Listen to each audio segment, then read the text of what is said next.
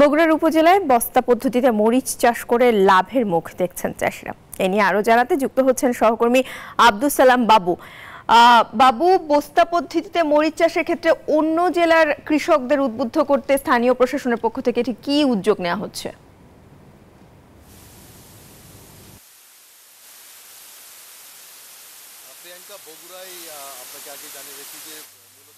বগুড়ায় প্রথমত যে বস্তায় আদা চাষ হয়েছে, তারপরে কিন্তু সেইখান থেকেই বস্তায় এবার মরিচ চাষ হচ্ছে এবং সেই মরিচ চাষ করার কারণে এই বর্ষা মৌসুমে যে মরিচ চাষ হয় সেখানে কিন্তু খুব একটা ভালো ফলন হয় না।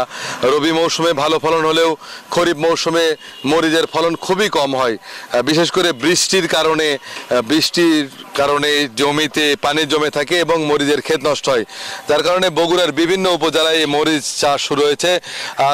আমরা গাবতলী উপজেলার একজন কৃষি উদ্যোক্তা নুরুল ইসলাম, তিনি 1500 বস্তায় মরিচ চাষ করেছেন এবং এইটা কৃষি সম্প্রসারণ অধিদপ্তর ছড়িয়ে দিতে যাচ্ছেন। পাশাপাশি এই কৃষি উদ্যোক্তাও ছড়িয়ে দিতে যাচ্ছেন।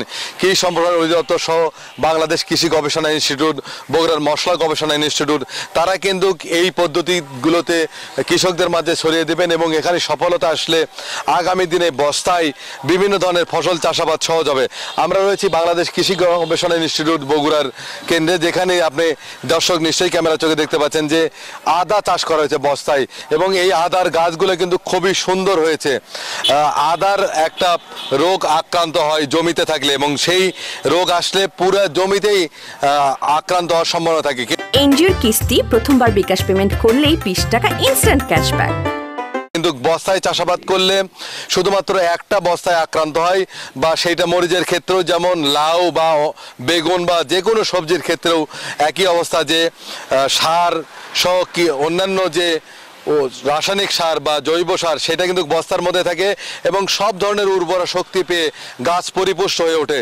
সেক্ষেত্রে যদি বস্তায় চাষাবাদ বৃদ্ধি করা যায়, ফসল যেমন বৃদ্ধি পাবে, বাড়ির আঙ্গিনায় প্রতি জায়গায় এবং বিভিন্ন স্থানে যদি আমরা বস্তায় চাষাবাদ করতে পারি, তাহলে আমাদের পারিবারিক পুষ্টি চাহিদা যেমন পূরণ হবে, পাশাপাশি সেই পুষ্টি চাহিদা পূরণ করে বাড়তি আয় করতে পারবে কৃষক।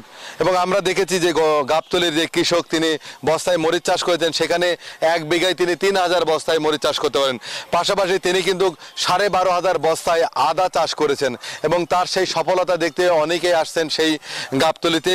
কৃষি গবেষণা ইনস্টিটিউট, কৃষি সম্প্রসারণ অধিদপ্তর, মশলা গবেষণা ইনস্টিটিউট, তারা কিন্তু বিভিন্নভাবেই পরামর্শ দিচ্ছেন যেন সঠিক নিয়ম জেনে বুঝে এবং সারের মাত্রা জেনে বুঝেই চাষিরা বা উদ্যোক্তারা বস্তায় বিভিন্ন ফসল চাষাবাদ করেন। সেক্ষেত্রে সবাই উপকৃত হবেন এবং বস্তায় চাষাবাদ ছড়িয়ে দিতে পারলে সব ধরনের সুবিধা পাওয়া যাবে এবং আমদানি নির্ভরতা কমিয়ে। বাবু, ধন্যবাদ আপনাকে।